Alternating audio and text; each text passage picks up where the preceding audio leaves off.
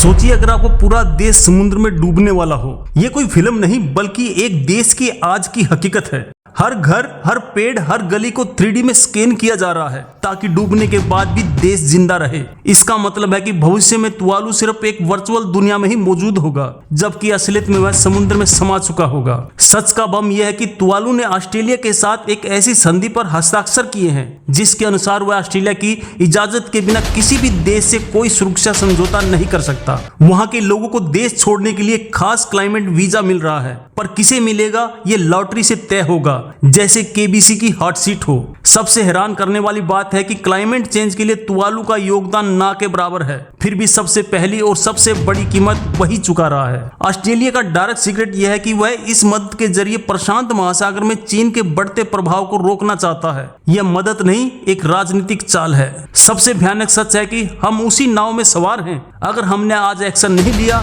तो कल यह खतरा हमारे शहर तक पहुंच जाएगा। तुवालू दुनिया का पहला देश बनने जा रहा है जो खुद को पूरी तरह से मेटावर्स में शिफ्ट कर रहा है, एक डिजिटल देश में। वहां की सरकार ने अपने देश को बचाने के लिए नहीं बल्कि उसकी यादें सजाने के लिए एक चौंकाने वाला कदम उठाया है। दोस्तों, ये सिर्फ एक देश के डूबने की कहानी नहीं है, ये एक चेतावनी है। मुंबई, कोलकाता, ढाका जैसे शहर भी इस खतरे की लाइन में हैं। वैज्ञानिकों ने चेतावनी दी है कि 2021 तक इस देश का 95% हिस्सा पानी के नीचे होगा। जिंदा रहना नामुमकिन। तुवालू की सरकार अब चुप नहीं है, वह दुनिया से एक fossil fuel non proliferation territory की मांग कर रही है, यानी कोयला, तेल और गैस को पूरी तरह से खत्म करने की संधि। आपने कभी एक डूबते हुए देश के लोगों का दर्द महसूस किया है? उनकी हर सुबह इस डर से शुरू होती है कि आज उनका घर बचेगा या नहीं। अपने डूबते घर को बचाने के लिए 80% से ज्यादा लोगों ने अपने ही देश को छोड़ने के लिए आवेदन किया है। सोचिए कितना दर्दनाक होगा।